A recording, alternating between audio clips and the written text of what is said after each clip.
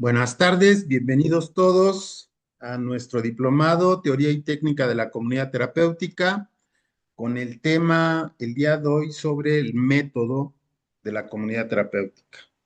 Como ustedes ven, aquí le ponemos un apellido a esta propuesta porque es el modelo ECO2. Y este modelo, han de saber que desde hace casi 26, casi 36 años, casi 40 años, que hemos trabajado varias organizaciones de aquí del país, principalmente de la Ciudad de México, otras de Ciudad Juárez, otras de Morelos.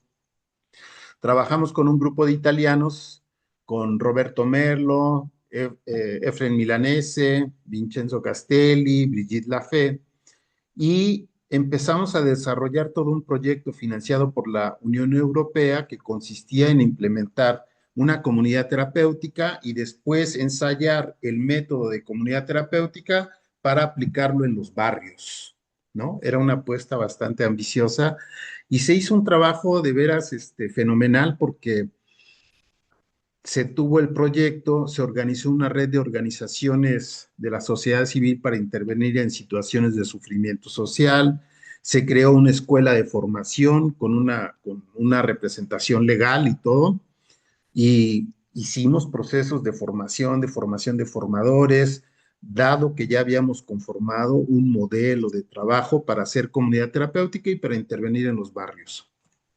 Entonces, aquí yo les voy a presentar, nosotros somos herederos directos de este modelo de comunidad terapéutica y el trabajo me parece que fue bastante arduo y se trató de conjuntar las mejores prácticas que se habían dado en la historia de la comunidad terapéutica y algunas nuevas discusiones que nosotros vislumbrábamos. Entre ellas era cómo incorporar la teoría psicoanalítica para la comprensión de la psicopatología y poder dirigir los procesos de cambio psicológico de una manera más organizada en la comunidad terapéutica. Ese era el reto, ese era el reto y fue un gran esfuerzo porque lo primero que teníamos claro era que ni el conocimiento de una disciplina, sea psiquiatría, sea psicoanálisis, sea trabajo social, sea psicología social, psicología clínica, sea antropología, sea sociología, no era suficiente ninguna de las propuestas por sí solas, que lo que era necesario era poder integrar un cuerpo de hipótesis de diferentes disciplinas que nos permitiera de alguna manera tener un marco de referencia que le diera sentido a la técnica que aplicábamos en nuestras intervenciones. Entonces sí fue un trabajo impresionante y me parece que tuvo un buen resultado, tanto que esta propuesta actualmente es conocida, difundida y se ha diseminado en Centroamérica, en Sudamérica y por supuesto también la conocen en muchas partes de Europa.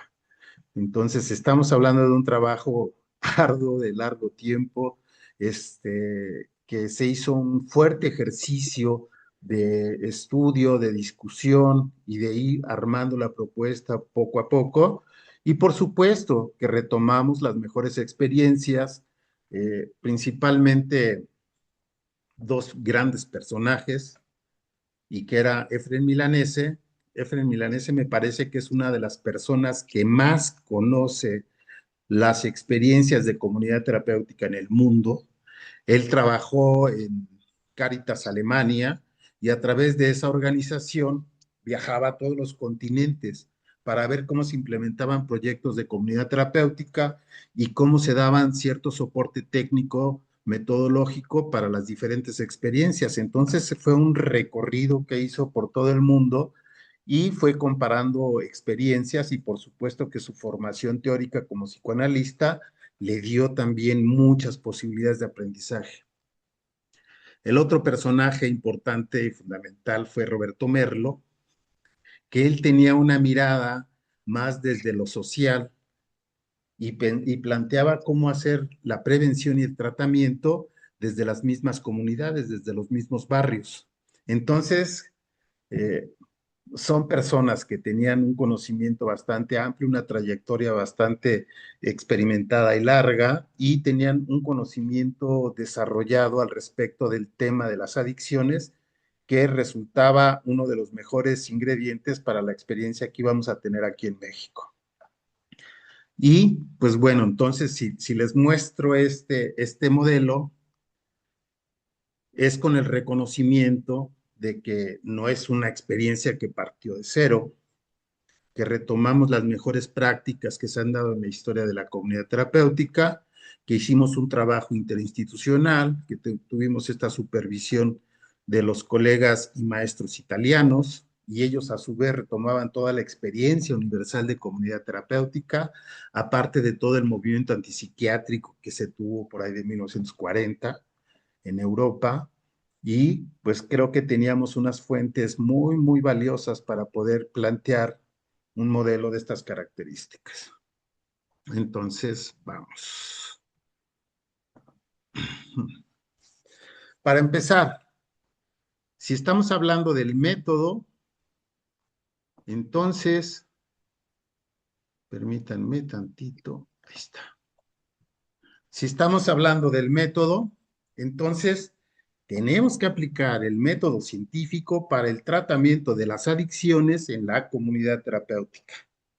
Esto quiere decir que nosotros intervenimos con los grupos de personas que tienen dependencia porque pensamos que es posible conocerlos a través de un método de investigación con la finalidad de comprender sus diversos problemas relacionados con el consumo de sustancias e intervenir en su realidad para promover su transformación. Estamos hablando del método científico, que siempre tiene que ver con un diagnóstico, establecer una hipótesis de cambio, realizar una intervención y después evaluar los resultados. Si nosotros comprobamos esta hipótesis, es falseable y entonces podemos decir si el modelo funciona o no funciona. Como ustedes saben, la evaluación es algo de lo que carecemos en la mayoría de las experiencias de comunidad terapéutica en general, de toda la parte de prevención, y no tenemos referencias probadas que nos digan este modelo sí funciona.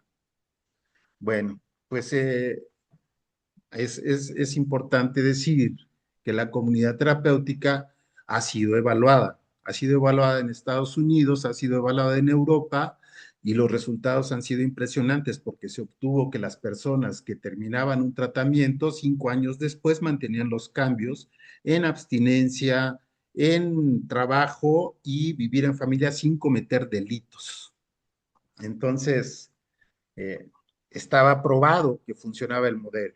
Obviamente, el modelo puede replicarse si existen las condiciones que garantizan esos procesos de cambio. Por lo tanto, hay que pensar en ese modelo propuesto por la comunidad terapéutica, que es el modelo de Norteamérica, de Estados Unidos, y el modelo europeo para poder pensar en la experiencia mexicana. Ahora, es importante decir que nosotros hicimos una evaluación de este modelo por ahí del año 2000, después del año 2000, y se obtuvieron muy buenos resultados, porque me parece, si no mal recuerdo, llegamos al 60% de éxito en los casos de tratamiento, que después de culminado el proceso mantenían cambios en varios indicadores. Bueno, entonces, cuando hablamos de método, pues hay que ser claros, ¿no? No estamos hablando de feeling, no estamos hablando de formas intuitivas, no estamos hablando de como ojo de buen cubero, ni estamos hablando de recetas. Estamos hablando de que cuando abordamos el problema de las dependencias, observamos conductas, fenómenos psíquicos, las tramas relacionales y la cultura comunitaria de pertenencia de las personas para poder identificar el conjunto de factores que contribuyen al desarrollo de la enfermedad, de esa condición de dependencia. Entonces, si nosotros podemos identificar estos problemas y nosotros tenemos una técnica para decir esto se cambia de esta manera, se puede transformar, Entonces va a ser en función de esos problemas identificados. Lo que quiere decir que, por supuesto, no es suficiente pensar que las personas cuando dejan de consumir se han rehabilitado. Hay que ver el conjunto de factores de riesgo que estaban implicados en su desarrollo y poder evaluar cada uno de ellos en su transformación. Bueno, ahora aquí hay algo bien interesante. Eh, Casi siempre cuando se habla de diagnósticos, recurrimos en primera instancia al DSM-5 o al CIE-10 y lo que nos dan estos manuales, manuales estadísticos, es un conjunto de síntomas que nos permiten decir cuando una persona presenta una condición de dependencia. Está bien, está bien, pero esos manuales no nos hablan de los otros factores que tienen que ver con el desarrollo de la enfermedad. Ya habíamos comentado que de 100 personas que consumen sustancias, solo el 6% desarrolla una situación de dependencia. Entonces, no estaban claros cuáles eran las otras variables que intervenían para que esos primeros consumos se desarrollaran en una situación de dependencia. Habría que investigarlo. Entonces, aquí nos hace falta documentar muchos casos para poder saber cuáles son esas otras variables. Aquí es importante señalar que George de Leon sí hizo eso. Ahí en su libro están claras todas las otras variables que ellos identificaban que eran de raíz psicológica y de raíz social. Esta manera de explicarlo es súper importante porque entonces la intervención no consistía en convencer a las personas de que dejaran de consumir, sino intervenir en esas variables que eran lo que sostenían la enfermedad de la dependencia. Es muy diferente poder establecer acciones afirmativas para la abstinencia que trabajar con la salud mental, que trabajar con las familias, que trabajar con la cultura comunitaria, con la normalización del consumo. Entonces son varias áreas de intervención. Por lo tanto, nos dábamos cuenta que carecíamos de una teoría que nos permitiera abordar todos esos factores identificados que favorecían el proceso de dependencia. Ahora, un tema es hablar del diagnóstico individual, pero si trabajamos con grupos, quiere decir, no estamos hablando de consultorio, no estamos hablando de grupo terapéutico, ni de las psicoterapias tradicionales. Estamos hablando de una terapia comunitaria que implica que la gente vive junta, que convive y se inserta en la comunidad con el propósito explícito de poder curarse, de transformar sus problemáticas, de dejar de consumir, pero también de mejorar en otros aspectos de la vida. Y entonces nuestro sujeto de intervención no es el individuo en aislado. Por lo tanto, el diagnóstico individual es solamente una parte de la información que requerimos. Nosotros necesitamos tener un conocimiento de cómo funcionan los grupos y cómo a través de ellos se pueden hacer transformaciones de tipo psicológico, relacional y comunitario. Aquí entonces ya estamos entrando a una complicación bien interesante. ¿Cuál es la teoría que nos dice y que nos permite entender la comunidad terapéutica? ¿Y cuál es la técnica de esa teoría que nos dice cómo promover los cambios? ¿No? Ahí tenemos entonces esta amplitud de, de elementos que tenemos que tener sobre el modelo y tal como lo plantaba George de Leon, ¿no? Él pensaba que sí estaba dando una teoría, pero fue una información parcial. Habría que explicar cómo funcionan los grupos y cómo bajo determinadas condiciones los grupos promueven el cambio psicológico. Ya les había comentado que en la comunidad terapéutica hay un refrán muy común que se dice, el método de cambio en la comunidad terapéutica es la misma comunidad. Pues bien, hay que entender cómo esa comunidad, bajo qué condiciones cambia a las personas, porque también sucede lo contrario. Hay grupos que curan y hay grupos que matan. Cito a Roberto Merlo.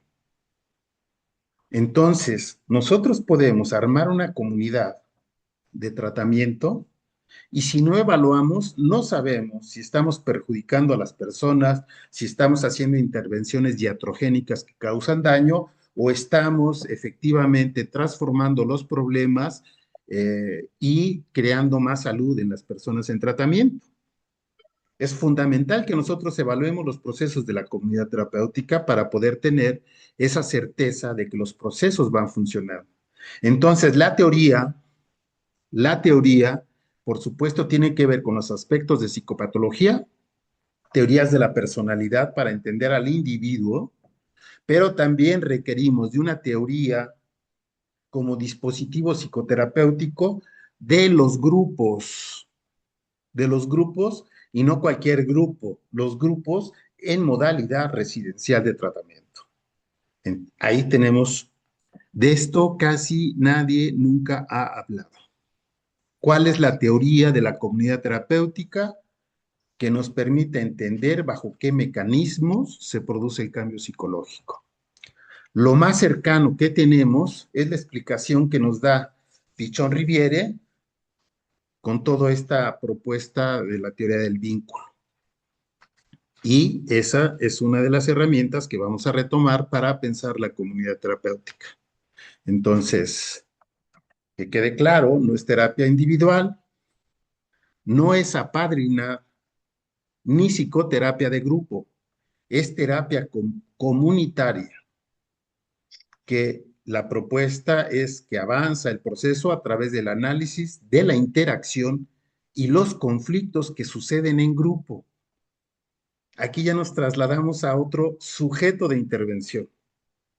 No estamos hablando de una persona en aislado, no estamos hablando de un dispositivo de psicoterapia bipersonal o de grupo, estamos hablando de una inserción residencial. Y aquí, a partir de la interacción que tienen las personas que se insertan, se van a generar conflictos. Y en la comprensión de los conflictos, vamos a producir aprendizaje sobre cada una de las personas y esa va a ser la base del cambio psicológico.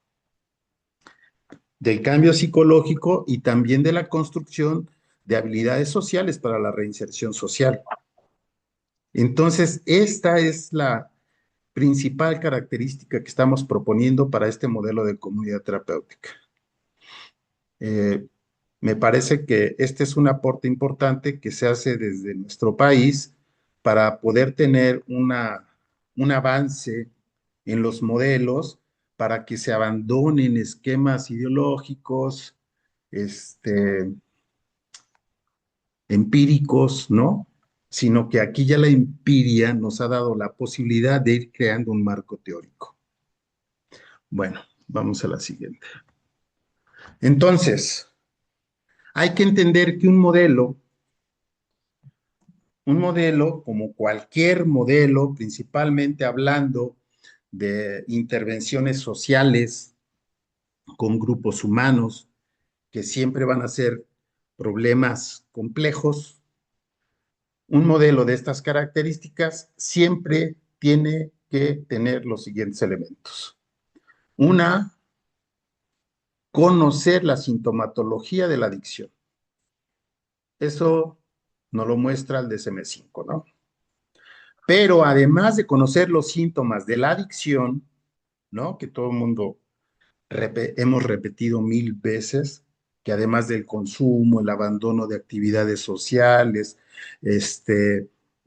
tener conductas de riesgo, a pesar de que sabes que estás en riesgo hacerlas, abandono de responsabilidades laborales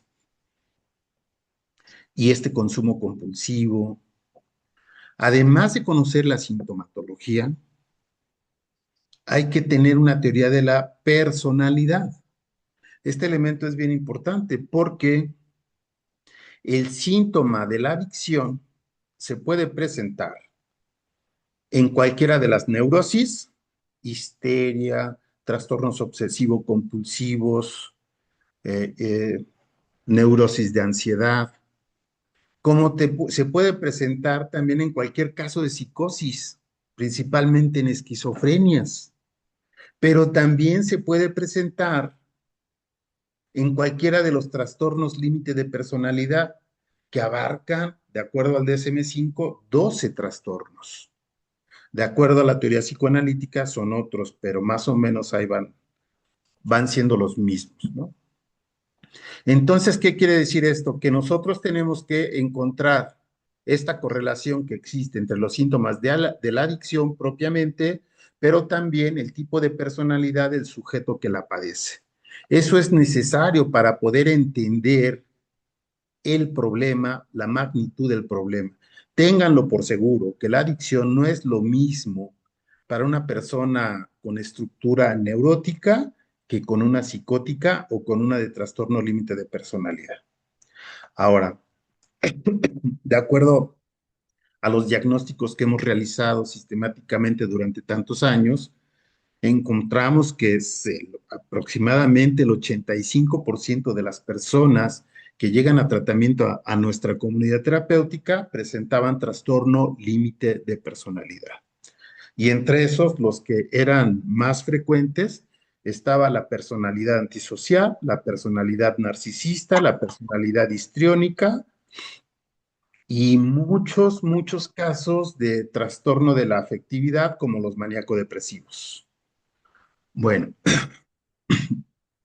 entonces implementar un método de psicoterapia comunitaria como un instrumento de investigación y acción correctiva cuando entran a grupo, cuando empiezan a piden ayuda y nosotros empezamos a tener las primeras entrevistas, hacemos también actividades de grupo para ver cómo se comportan dentro de este dispositivo y después ingresan a tratamiento.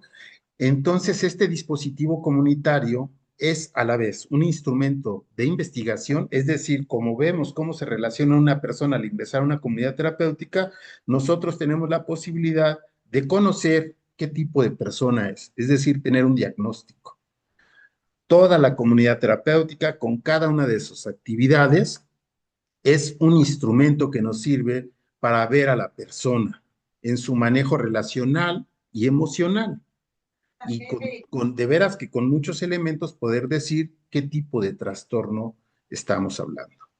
Pero también la misma comunidad terapéutica es una acción correctiva, correctiva en el sentido de que produce aprendizaje sobre uno mismo para cada una de las personas que están en el ambiente comunitario.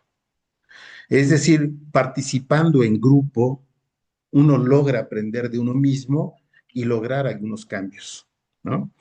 La hipótesis de cambio consiste en que a través del descubrimiento y comprensión de las causas que han favorecido el desarrollo de la enfermedad, es posible modificarlos y la personalidad se enriquece, se amplía y se reorganiza. Va a parecer como muy fuera de contexto, pero el tratamiento tiene que ver con tolerar la ansiedad. La ansiedad proveniente de diferentes maneras. Ansiedad persecutoria, ansiedad de separación, ansiedad de muerte. Entonces, trabajar con la ansiedad es el elemento más importante porque la ansiedad aparece como una alerta del aparato psíquico frente a un conflicto que nos señala una situación que puede desequilibrarnos emocionalmente. Los conflictos regularmente tienen que ver con los impulsos afectivos y si estos aparecen como peligrosos, obligan al sistema psíquico a hacer una represión. Eso es un conflicto, es decir, dos fuerzas contrarias que se encuentran frente a una situación que plantea la gestión de uno de los impulsos. Entonces, ese conflicto lo que produce es la ansiedad.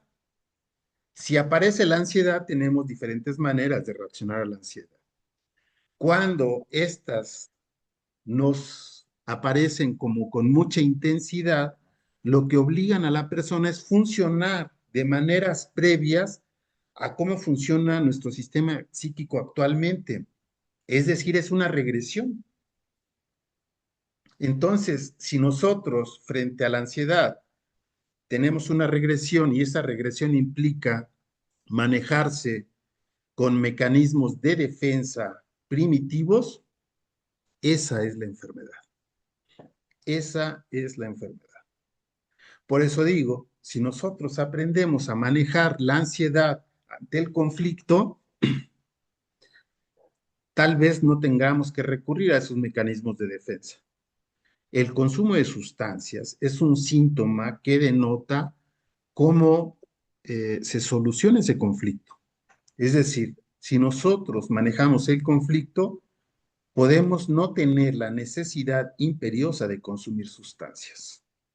Entonces trasladamos la idea de que el tratamiento es la abstinencia a esta otra idea. Trabajar con la ansiedad y los conflictos internos para no recurrir a mecanismos defensivos y síntomas como el consumo de sustancias psicoactivas. Y ahí está la propuesta, ¿no? Los criterios que nos da el DSM-5, que son criterios nosográficos, no son suficientes. Debe ampliarse la explicación de las adicciones con elementos dinámicos de la personalidad. Conflicto interno, fantasía, defensas, carácter y síntomas. ¿Vale? Entonces, aquí nosotros ya estamos marcando una propuesta diferente.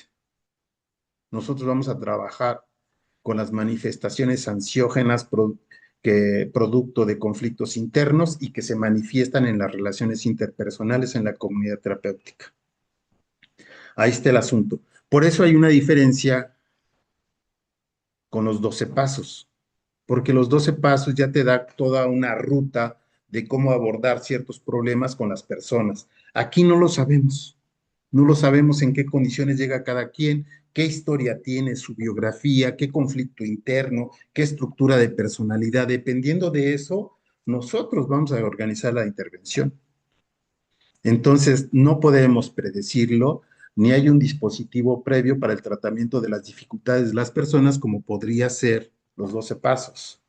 Yo aquí siempre he dicho que si los 12 pasos pudieran complementarse con algunas teorías de la personalidad, pudiera revolucionarse mucho esa propuesta. Pero bueno, creo que hay gente que está preocupada por esos temas y seguramente los estarán trabajando. Bueno, entonces, un modelo de comunidad terapéutica tiene que tener un marco teórico, un marco teórico. Entonces, no solamente tenemos que explicar la psicopatología, sino también explicar cómo funciona la comunidad terapéutica. Después, la técnica de intervención ya es la manera más concreta, los procedimientos bajo los cuales nosotros intervenimos para poder transformar esos problemas identificados.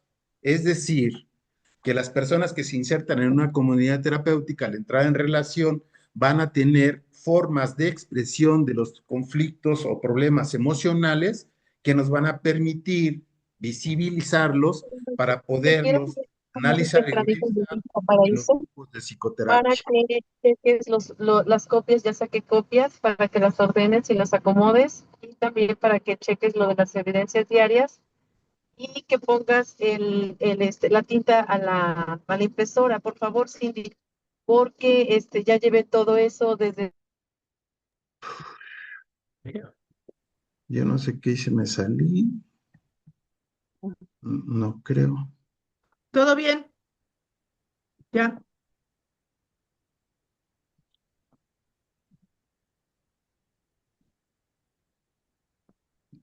Ahora ya no encuentro mi presentación. Ah,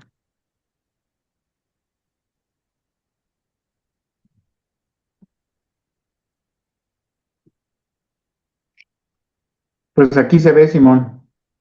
La presentación, Sí, aquí Sí, estamos viendo la. Sí, se La está página compartiendo. 4. Pero puedes dejar de presentar, quita la presentación y la vuelves a cargar, Simón.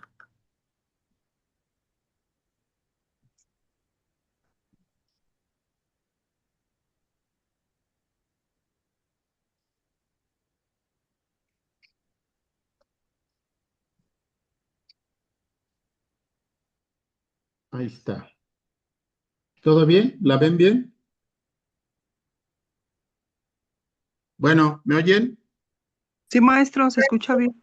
Ahora, Sí, Y bueno, sí se entonces ve. todo modelo de comunidad terapéutica tiene que tener un marco teórico y la técnica de intervención tiene que ver en cómo vamos a manejar los conflictos relacionales, porque nosotros tenemos la hipótesis de que en esos conflictos están implícitos los problemas emocionales de las personas.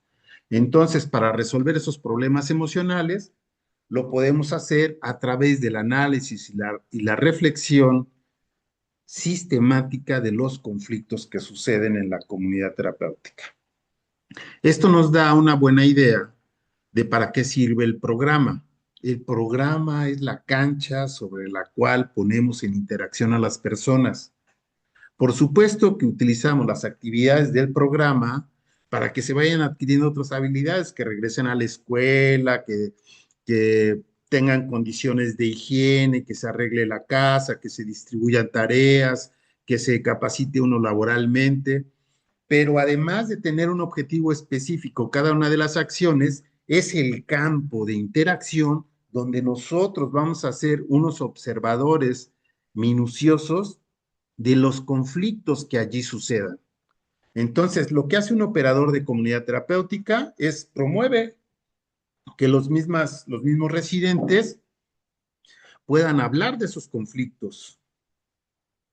Y en segundo lugar, él tiene que ser la garantía que los conflictos se lleven a reflexión y análisis al grupo terapéutico. Entonces, ese es el juego que tenemos con las actividades del programa. Después, nosotros tenemos que crear indicadores medibles del proceso de cambio. Ahí sí, cada caso requiere tener un indicador. Entonces, por ejemplo, podemos ir evaluando cuál es la atracción-repulsión en una escala de Likert sobre el consumo de sustancias. Probablemente se vaya moderando, probablemente nunca desaparezca, pero sí se puede disminuir y se puede controlar. Lo que nos dicen la mayoría de los libros sobre adicciones es que el único indicador que no puede remitirse es el deseo de consumo. Siempre va a estar presente, pero todos los demás se pueden remitir y este último puede moderarse. Esa es la importancia. Después de que, bueno, vamos a ver después todo un tema de evaluación, entonces vamos a ver todos los indicadores que tienen que ver con salud mental, que tienen que ver, por supuesto, con los de consumo, con impulsividad, tienen que ver con indicadores de los grupos familiares, de competencias laborales, en fin. El chiste es de que eh, sí es importante tener claro cómo vamos a medir el avance en el proceso terapéutico y aquí tenemos una propuesta para ello. Ahora, cada modelo tiene que tener unos supuestos, es decir, para que un modelo que está aprobado y entonces sea igual de eficiente como se ha realizado, implementado en otros lugares, es porque se cumplen unos supuestos. Los supuestos que debe de cumplir la comunidad terapéutica para que funcione tal y como se propone aquí, es que haya un ingreso voluntario. Si hay modelos que trabajan con ingresos involuntarios, pues son otros modelos, pero ahora la ley los prohíbe, ¿eh? Entonces, tiene que haber necesariamente ingreso voluntario. Si participa la familia, el pronóstico se eleva. Tiene que haber un compromiso de participación en el programa y un respeto a las reglas básicas de pertenencia, que es no violencia, no relaciones sexuales, no robo y no consumo de sustancias.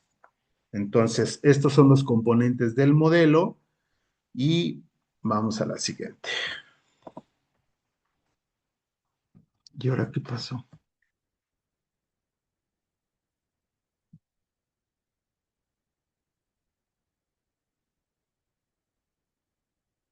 Bueno, las definiciones de adicciones han ido cambiando a lo largo de la historia.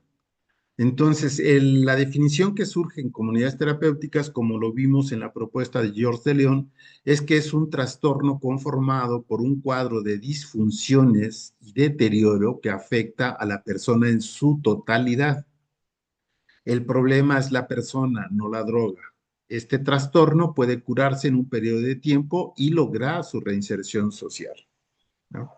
Esa es la definición de comunidad terapéutica y de las adicciones. El enfoque biopsicosocial es el que nos dice que la adicción es un trastorno de dependencia al consumo de sustancias psicoactivas, deviene del encuentro entre la persona y la droga y dependiendo de las características del contexto cultural, de la salud mental, del sistema relacional de la familia y la situación emocional individual, existirán o no las condiciones para que un primer consumo derive en una situación de dependencia, que es justo lo que también plantaba George de León, ¿no? Ahora, el enfoque médico desde 1957 nos dice que la adicción es un estado de intoxicación crónica y periódica originada por el consumo excesivo de una droga natural o sintética caracterizada por, uno, una compulsión a continuar consumiendo por cualquier medio. Dos, una tendencia al aumento de las dosis. Tres, una dependencia psíquica y generalmente física de los efectos. Cuatro, consecuencias perjudiciales para el individuo y la sociedad. Entonces, ojo, en esta definición nos habla de la dependencia psíquica y orgánica. Bueno, la comunidad terapéutica está hecha para tratar la dependencia psíquica. Si hay una persona que tiene una sobredosis, que tiene pues un problema crónico de alto consumo, primero tiene que ir a desintoxicarse a un hospital.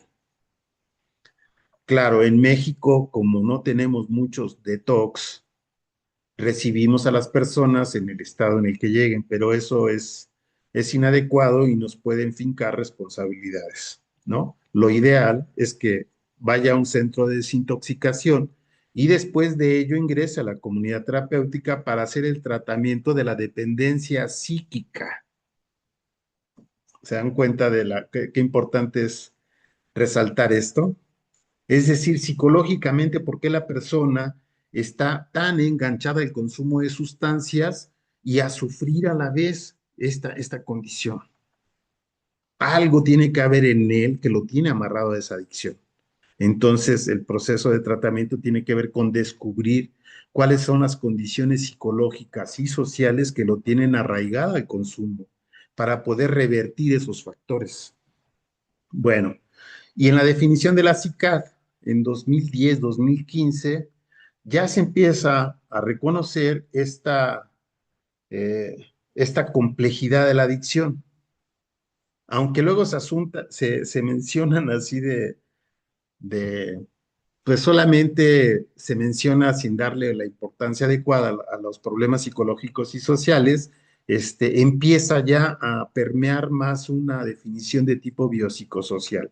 Y entonces en este documento se define la dependencia de drogas, es una enfermedad crónica y recurrente con múltiples determinantes, tanto biológicos y psicológicos como sociales, y debe ser considerada y tratada como un asunto de salud pública, tal como el tratamiento de otras enfermedades crónicas. Bueno, aquí lo importante era resaltar cómo se concibe la adicción en la comunidad terapéutica como un problema de la persona de raíz social y psicológica, el enfoque biopsicosocial, es decir, percibir la adicción, concebir las adicciones como un problema humano complejo con múltiples causas que deben ser revertidas para poder hablar de una rehabilitación y con respecto al enfoque médico, decir que nosotros nos ocupamos de la dependencia psíquica, ¿vale? Ahora, Aparte de estos elementos, nosotros proponemos una definición psicodinámica de las adicciones en su sentido de dependencia psíquica, ¿no? Entonces, la adicción es el consumo consultivo. Lo que nosotros vean, podemos como deconstruir una adicción. ¿Qué es lo que observamos en primer lugar cuando una persona es dependiente? Observamos una conducta repetitiva. Eso se llama carácter. Y entonces cuando tienes una conducta repetitiva, estereotipada, patológica, entonces le llamamos trastorno del carácter. Entonces podríamos decir que la adicción es un trastorno del carácter, resultado de una depresión básica. Es decir, que las necesidades afectivas no han podido tramitarse, ni gestionarse, ni satisfacer esa necesidad. Entonces, estamos hablando que la privación, el fracaso, la frustración del cumplimiento de los deseos libidinales o agresivos nos ocasionan una depresión. Esa depresión nos lleva a funcionar de una manera inadecuada en la realidad, ¿no? Porque estamos funcionando de manera defensiva, con mecanismos de defensa, y con una manera de ver el mundo previa a nuestra maduración psicológica que logremos. Es decir, podemos pensar las cosas como cuando teníamos 4, 5 años, 10 años. Evidentemente, no tenemos un buen juicio de realidad, tenemos un juicio de realidad perturbado, justamente porque utilizamos muchos mecanismos de defensa. Entonces, esta es la definición psicodinámica que tenemos. La adicción es un trastorno del carácter producto de una depresión básica. Entonces, lo que se tiene que trabajar en un tratamiento es cómo se gestionan de mejor manera esas necesidades afectivas para evitar esa depresión básica. Entonces, ¿qué es lo que tiene que aprender una persona en comunidad terapéutica? A poder establecer relaciones no muy conflictivas con las personas, poder tener acercamientos un poco más amistosos, poder evitar el sentido persecutorio, poder aprender a ver la solidaridad de los grupos, poder manejar nuestras fantasías en las cuales nosotros pensamos que los demás nos quieren dañar, amenazar, y que nos va a ir mal, ¿no? Entonces, de lo que se trata en el tratamiento de las adicciones es que estas situaciones conflictivas nos van a señalar esta alerta de ansiedad por la dificultad de relacionarte con los demás. Y esa dificultad te va a llevar a esa depresión básica que te lleva a tener ciertos comportamientos, entre ellos el consumo de sustancias. Entonces, lo que tenemos para evitar la depresión básica está claro.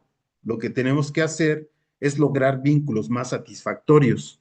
Y como ustedes se darán cuenta, el consumo de sustancias es tiene elementos de retraimiento narcisista. Dejamos de vincularnos con el otro y buscamos toda la satisfacción que requerimos a través del consumo, con una idea, con una ilusión hedonista.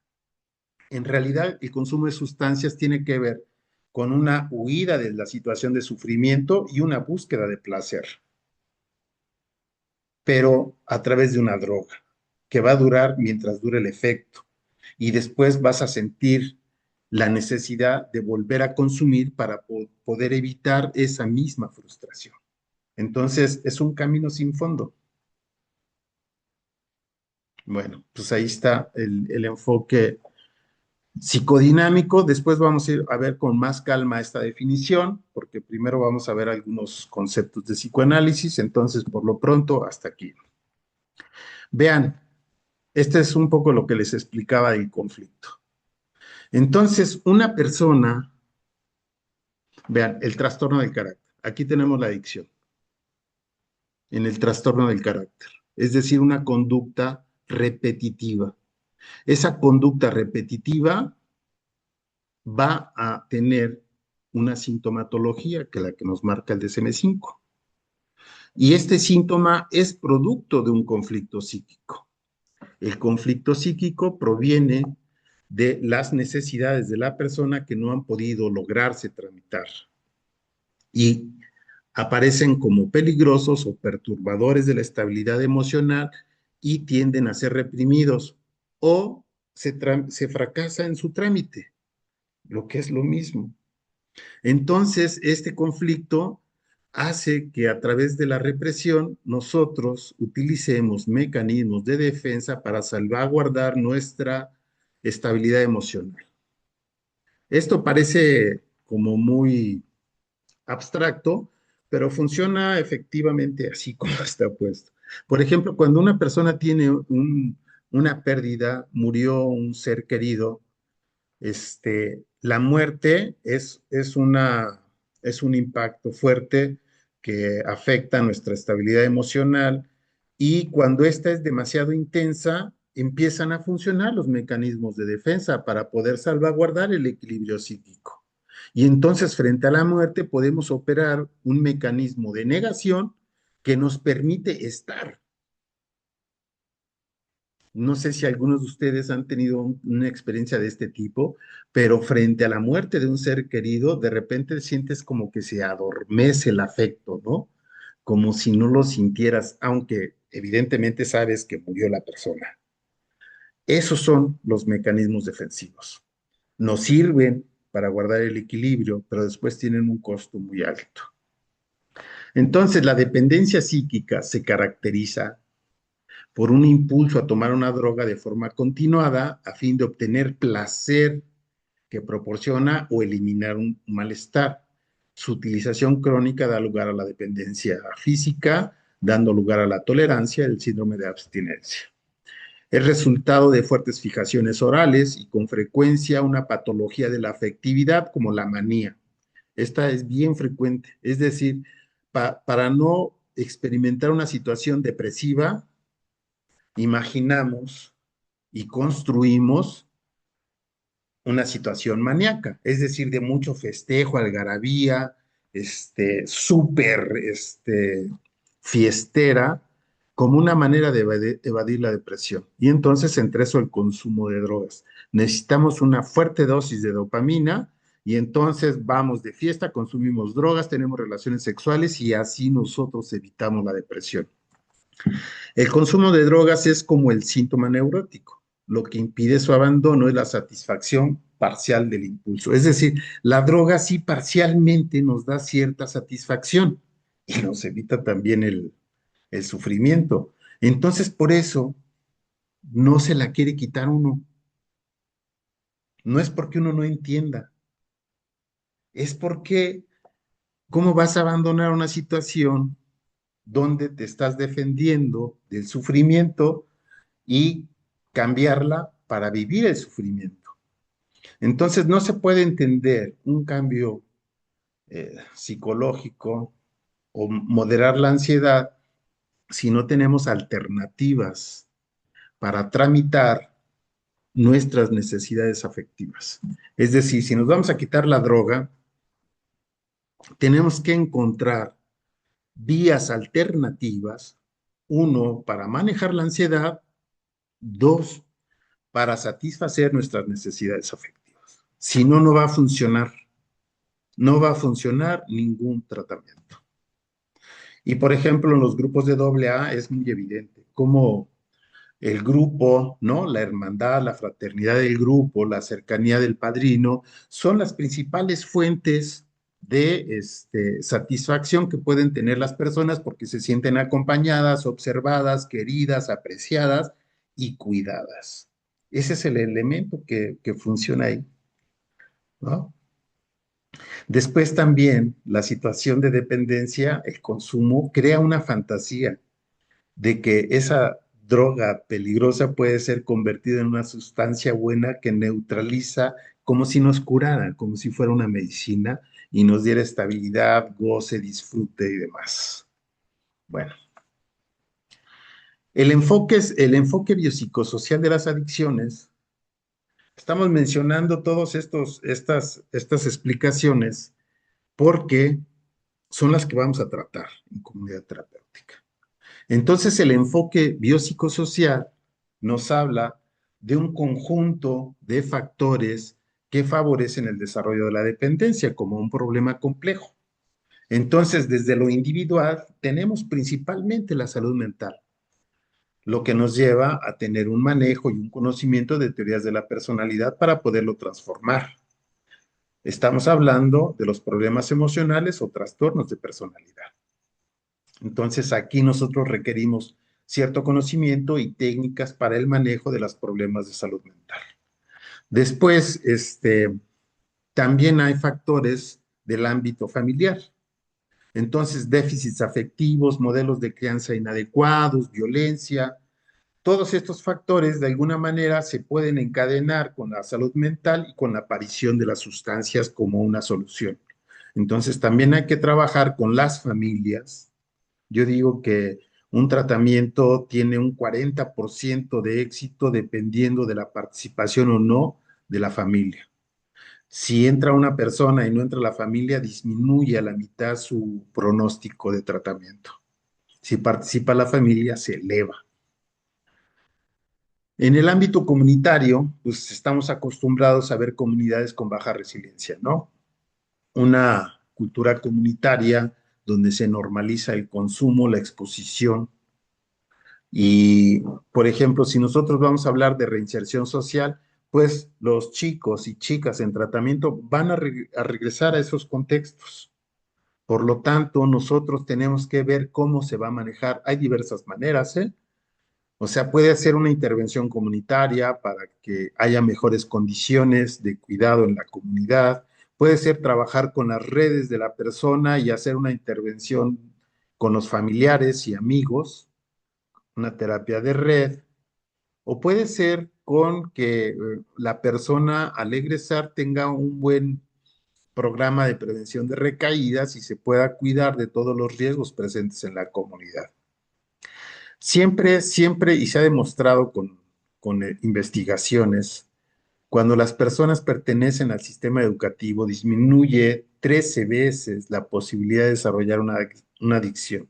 Y cuando la tienes, por supuesto que te ayuda a abandonar la situación de consumo y dependencia.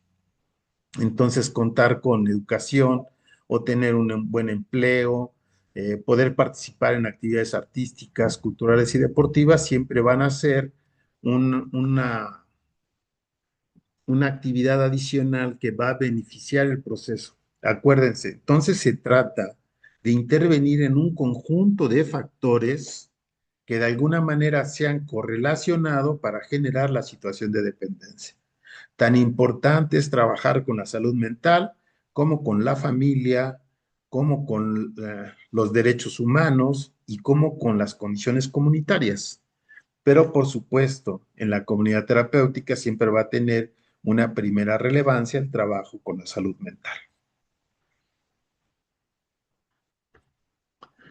Eh, Podemos ver los cambios como este péndulo de Foucault. Entonces tenemos los factores de riesgo en un extremo y los factores de protección al otro.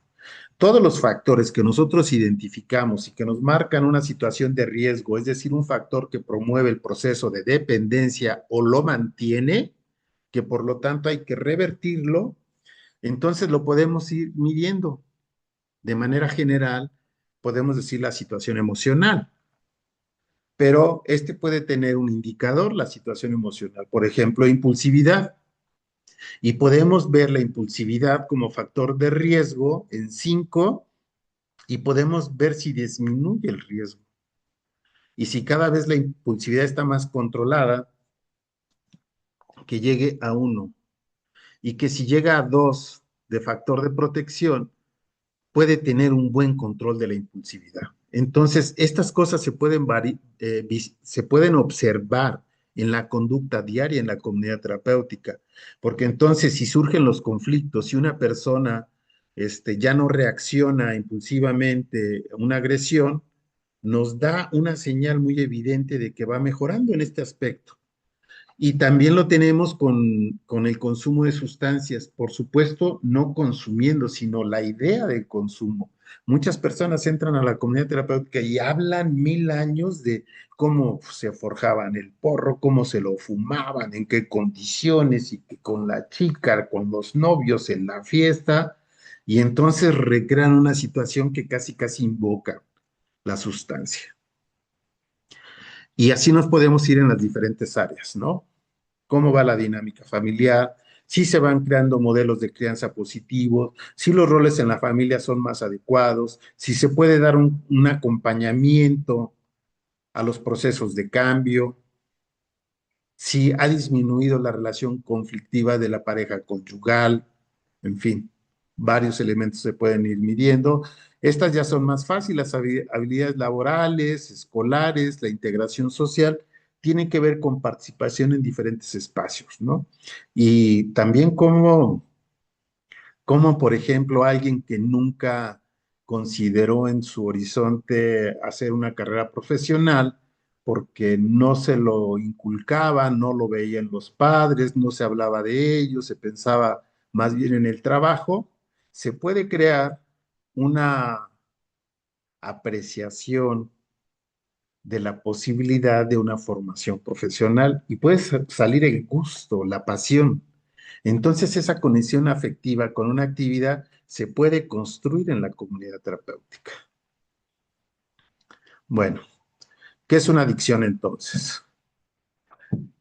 El trastorno de dependencia al consumo de sustancias psicoactivas deviene del encuentro entre las personas y las drogas y dependiendo de las características culturales, de salud mental, de la familia, se va a dar o no las condiciones para que un primer consumo derive en una situación de dependencia. Lo que quiere decir que bajo este concepto biopsicosocial tenemos que intervenir en esas variables de salud mental, de situaciones familiares y de todas las áreas de funcionamiento, llámese trabajo, escuela, convivencia social, pertenencia a la comunidad, ¿no? Entonces, todos estos son los elementos a intervenir. Y yo retomo una definición de comunidad terapéutica de Elena Gotti. Entonces, Elena Gotti define la comunidad terapéutica como una modalidad de tratamiento residencial para la rehabilitación de drogadictos. Ya no se dice así, se dice, la CT es una modalidad de tratamiento residencial para la rehabilitación de personas con dependencia al consumo de sustancias psicoactivas y tiene lugar en un medio altamente estructurado a través de un sistema de presión artificialmente provocado para que el residente actúe su patología frente a sus pares, quienes le servirán de espejo de la consecuencia social de sus actos. Esta situación es tolerada y voluntariamente por el residente, quien se ve inmediatamente contenido en un clima de alta tensión afectiva. Bueno, ustedes tienen el libro de Elena Gotti. En el libro nos explica cada una de las frases de este párrafo, de las frases de los conceptos. Todo el libro explica este párrafo. Entonces, una modalidad de tratamiento residencial, por supuesto, ¿no? Es un medio altamente estructurado. ¿Qué significa? Que está perfectamente organizado el conjunto de actividades que cubren las 24 horas del día, toda la semana. Cada una de las actividades tiene su objetivo específico que está relacionado con un objetivo final.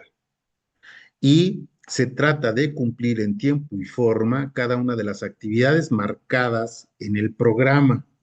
La función del consejero terapéutico es presidir el encuadre para que estas actividades se cumplan de esta manera con reloj en mano. Y lo que va a hacer el consejero va a ser de alguna manera inducir al grupo para que ellos mismos también sean los responsables para que funcione de esa manera el programa. Es decir, si ustedes van a una comunidad terapéutica, van a ver una movilización intensa, todo el mundo como un hormiguero, ¿eh? O sea, unos para arriba, otros para abajo, haciendo una cosa, otra cosa, todos con la responsabilidad muy clara, unos coordinando un grupo, unos centrados en una tarea, unos en evaluación, unos preparando los alimentos, unos saliendo al médico, todo mundo bien movido. Entonces, esa es una de las primeras señales cuando nosotros queremos ver si efectivamente estamos hablando de una comunidad terapéutica. Tiene que ser un programa altamente estructurado. No hay tiempos muertos. Habrá un par de tiempos libres de 15, 20 minutos, pero no es que alguien se pasa la mañana en la recámara, acostado, no hay quien esté en el patio, recargado en la pared, fumando cigarro tras cigarro. No es un lugar donde están platicando en el pasillo horas y horas, no, no, está muy lejos de eso.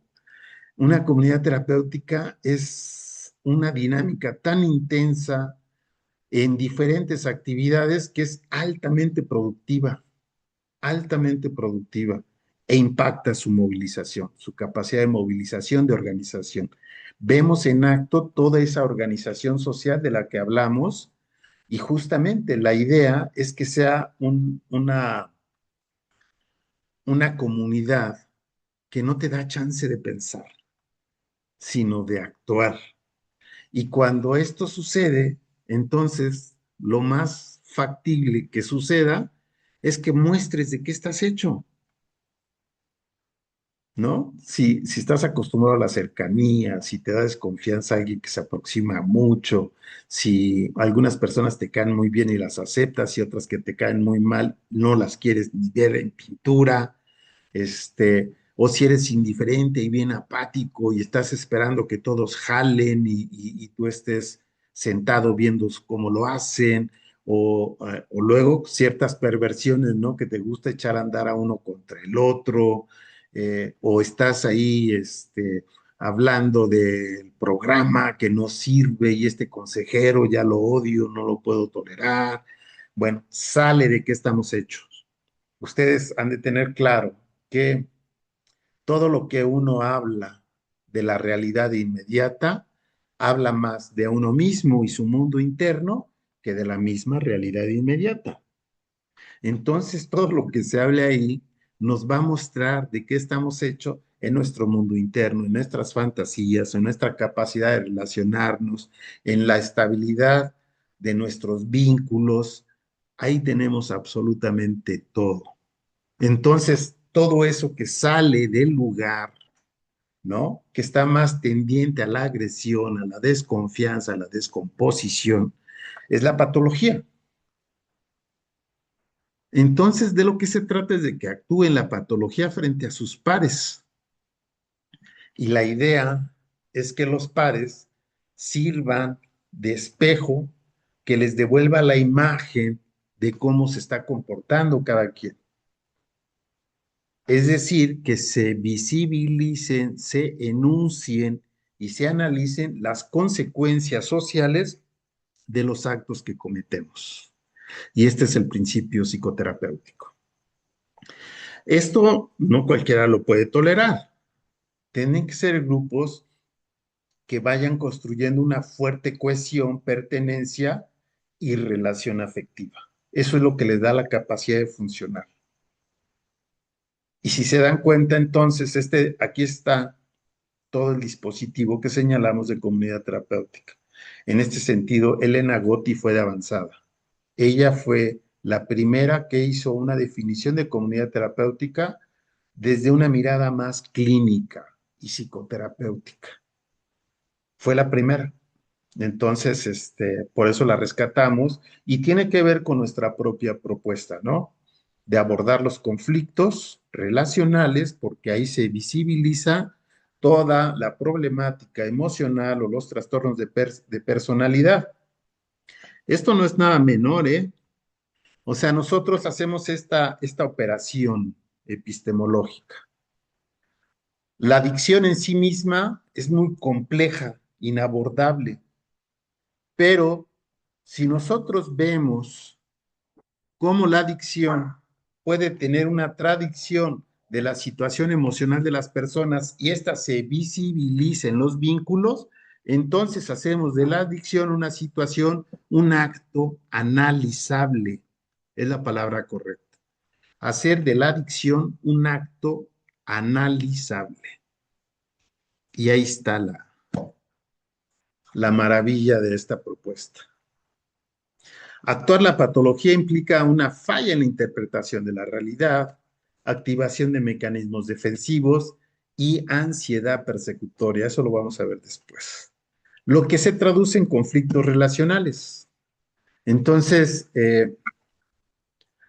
es una maravilla la comunidad terapéutica. Yo estoy seguro que es lo más adecuado para trabajar todos los trastornos límite de personalidad. Es muy efectiva. Hemos visto cómo suceden los procesos ahí y hemos visto los cambios con las personas. Entonces, es un modelo que vale la pena rescatar y los que estén pues en este trabajo lo puedan considerar como una referencia para retroalimentar los modelos que utilizan. Entonces, vamos a pararle aquí porque si no nos va a quedar tiempo para nosotros discutir. Y la próxima semana concluimos